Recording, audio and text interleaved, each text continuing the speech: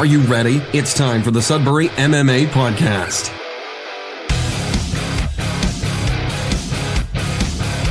How's it going, guys? And we are back.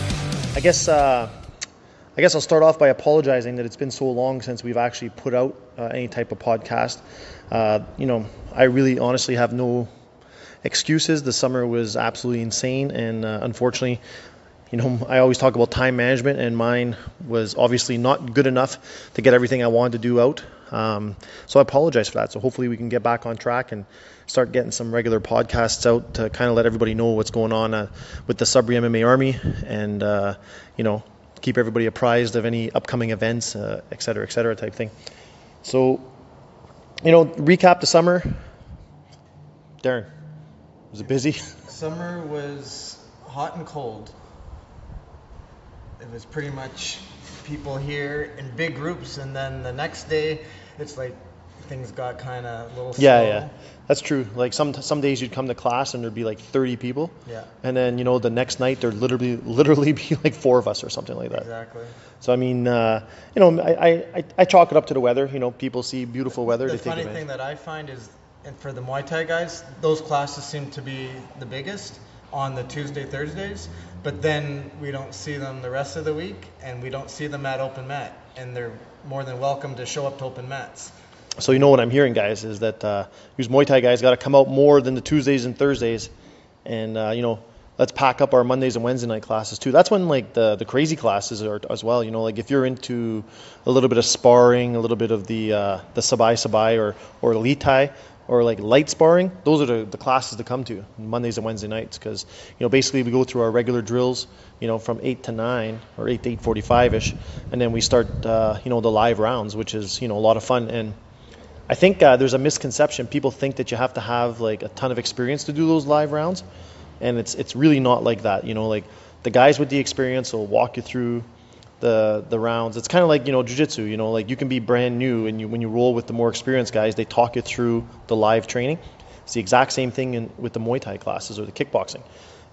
If you're new and you're working with some guys who have a little bit more experience, they'll talk you through it. They'll be like, keep your hands up. Okay, now throw punches back at me. And it's very safe, and it's very rewarding. It's a lot of fun, and you guys need to become to those classes. Definitely, and that's where you get your confidence, I find, especially for the jiu-jitsu, for the Randori Rounds. That's where your body starts to develop its own jiu-jitsu, and like you could learn a move and a technique, but until you actually get to roll and be under the stress of somebody trying to flatten you, crush you, your body, like I said, will basically, you can learn something, but when you try to use it in real life under stress, a lot of times a lot of stuff doesn't work right away until you get the Randori Rounds in, of your body reacting to the stress of being attacked. The live training is definitely it's an important plays an important role in your development for sure. And it doesn't matter at what level you are. Like even myself, when I'm rolling with the guys, like I find out pretty quick, what moves I'm trying to work need a lot more work, Exactly, yeah. So guys, basically come on out for the live training, come on out to the live mats, the live open mats, and you know what? It's also like a big social time. The guys hang out. Like, what time were you guys here till last night watching UFC? 12:30 in the morning after the UFC fights. Yeah. So, talk about that. Like, how was that, watching the fights with everybody? I find last night the main cards were weak, but the undercards were very strong, and some pretty cool type submissions and more exciting matches. For like the prelims were much more exciting. They were more like main card events than the main event fight. Last night was pretty one-sided for Woodley. Yeah, I heard that there's a possibility that Justin Hebert, was working that Darce. That's right. He was training.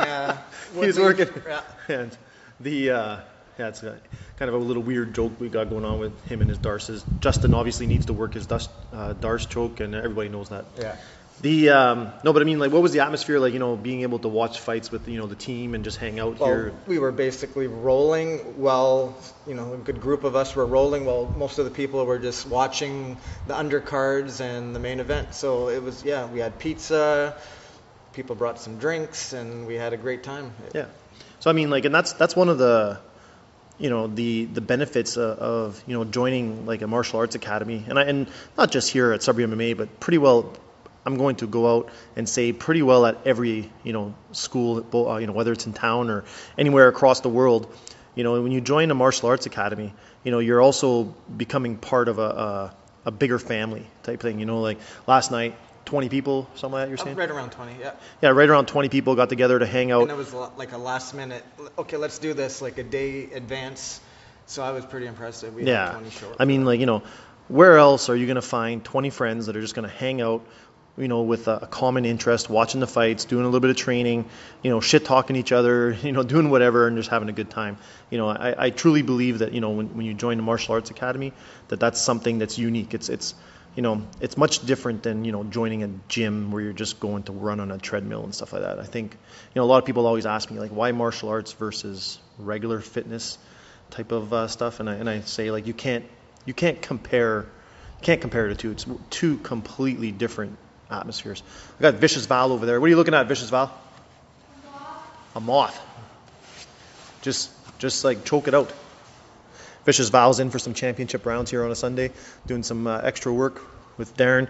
Darren's been, for those of you who don't know, if you have any kids enrolled in our Jiu-Jitsu advanced programs, so basically they have to be gray and white belt or higher.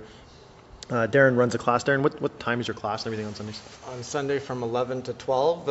It's pretty much open for, it's not a set schedule. I kind of usually ask the kids what they want to work on, and from there we kind of work different moves. So it's not what I'm dictating. It's just to clarify, like it's kind of like an open mat for kids, but it's always at the same time. Exactly. So what time's it at? 11 to 12 on Sundays. And is this kind of this is mainly for our more advanced kids? It's geared towards it, yeah, because there's submissions usually, so I'd rather not be teaching that to the Yeah, kids. I mean, like, not that we don't want any of our white belt children here, but, it's kind of like, Put it this way, it's for 12, if you're a white belt and you're 12 years old, you're going to be allowed to do submissions, so you would be able to come to the class. Then it's important to come. Yeah. And I always say this, like, one of the things that we always try and do for our members is, we try to kind of always be innovative in bringing more value to our team. So for example, like Darren, does this on his own. He has this class for the kids. He wants to see them succeed. He wants to see them progress in their jiu-jitsu journey. And it's kind of geared towards our members that have been with us for a little bit of a longer period. As much as we love new members, we're not an academy, that sometimes neglects their current students to, always look for new students type thing. We want to make sure that we're well-rounded and that our programs continue to develop. So, whether it's us trying to do advanced classes for blue belts and up, or advanced Muay Thai classes, or advanced kids classes, we're always looking to raise the bar on our programs. So, if you haven't checked out one of his classes on a Sunday with your kids, bring them on out, guys. This would be awesome. Yeah, definitely come on out. What else did I want to mention? We got so much coming up we have so many different things coming up in the fall here. What are some of the things that are coming up on the immediate radar? I think we have another, the end of September, the Nerf War event.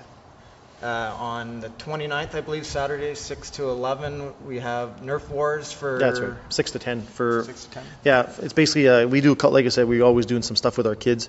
We got the Saturday Nerf Wars on the 29th. Still spots available for that. We have our kids Halloween party, which is always, probably one of our most popular parties of the year because they get to dress up, have candy, do all the cool stuff like that. And that's at the end of October. But I mean, in terms of competition, we got the Toronto IBJJF. That's 22nd. Sounds right. Yeah. Yeah. So it's on the 22nd. That's not for kids though. No, yeah. But it's it's something that's coming up for the club. Yeah. Darren's got to be specific here. Yeah. Just so they know. Yeah. That's true. So I mean, we got that coming up for our next tournament. If you're planning for dates, I mean, it's kind of short notice for that Toronto tournament. But if you're looking at what's next up on the horizon for the comp team for Jiu-Jitsu, it is the October 20th Ottawa Open BJJ tournament. So if you want to make plans to attend that, you guys are more than welcome. We're going to be bringing down a big team for that. In terms of our Muay Thai and kickboxing programs, we do have a couple things going on there. We're probably going to be getting back involved with the CAS group this year, as well as the MTO group. So like we're looking to add in some more tournaments to our comp team for Muay Thai with both adults and kids. So stay tuned for dates on that. I'm waiting for an email back from CAS to see like exactly when their tournaments are planned, and I'll make sure everybody has a lot of notice. So guys, I mean, it's, the summer was crazy. It was busy. It it obviously went by quickly, and now we're rolling into the fall, and man, we're not stopping. It's constantly busy, constantly stuff going on. There's never a dull moment, that's for sure. Exactly, and we also have, so we don't forget to tell people about the Friday night, we have Justin's class from 8 to 9 for Jiu-Jitsu. That class has been growing quite good for a Friday night. I'm surprised. Yeah, for the Friday, 17 people the Friday night freaks. I'm actually shocked because this Friday I popped in and like the music was loud. I thought I was at a club. I was like, what the heck's going on like here? a seminar for a minute there. Yeah. No, it's been crazy. So, yeah, man. So much going on, guys. Like I said, we're gonna try and endeavor to get these podcasts out more often. Even if they're a little bit shorter in time, like 10 to 15 minutes in length, just to kind of keep people up to date as to what's going on, just to talk, shoot the shit, kind of address any things that have been going on the last week or so, and hopefully engage everybody in the SMMA Army, man. So if you guys have any comments, or if you have any suggestions for topics that you guys want to hear about, don't be shy to let us know. You can DM me directly, or you can leave a comment in the comment section, and we'll make sure to address some of that. I got a private start in with Big Scotty, and Mike looks like he's ready to rock and roll. So we are going to sign out and sign off and see everybody soon. Guys, get on the mats and train. I want to see everybody out in class tonight. Or no, not tonight. This week, sorry. I want to see everybody in class this week. Well, we have an open mat tonight as well from 7 to 9 tonight. So guys, what I'm hearing is we're always open. Yeah, we are. Check out the open mat signs and messages, and you guys will see we're always on, man. All right. Take care. Signing out. Have a great week. See you soon.